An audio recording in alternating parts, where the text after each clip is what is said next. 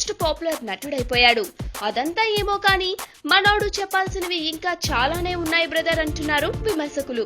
ఎందుకంటే ఇప్పుడు పైకి కనిపించని కోల్డ్ వార్ ఒకటి చరణ్ అండ్ అల్లు ఫ్యామిలీ మధ్యన నడుస్తోంది అనేది ఓ టాక్.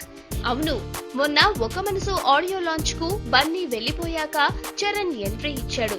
ఏదో యాక్సిడెంటల్ గా అలా జరిగిందా లేకపోతే వాంటెడ్ గా ఇలా ప్లాన్ చేశారా అనేది మాత్రం ఎవరికీ అర్థం కాలేదు. ఇప్పుడు న్యూస్ ఏంటంటే అసలు అల్లు అరవింద్ తీస్తున్న తని ఒరువన్ రీమేక్ కు కనీసం ఒక్క షెడ్యూల్ లో కూడా చెర్రీ పాల్గొన్నదే లేదు.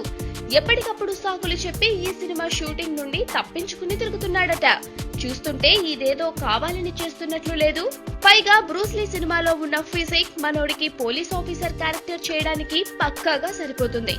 అయినా సరే డైటింగ్ అండ్ బాడీ బిల్డింగ్ అంటూ టైం వేస్ట్ చేయడం ఏంటో చరణ్ కే తెలియాలి. ఒకవేళ ఏదైనా కలహం కారణంగా ఇలా డిలే చేస్తున్నాడేమో అల్లు వారికే తెలియాలి.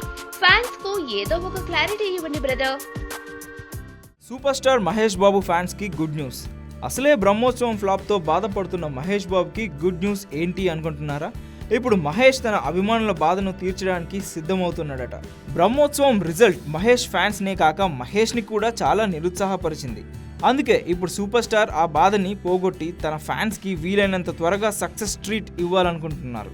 అందులో భాగంగానే పూరితో లేట్ గా చేయాల్సిన జనగణమనని మహేష్ ఇప్పుడు ఉన్న ఫలంగా ట్రాక్ ఎక్కించబోతున్నాడని సమాచారం.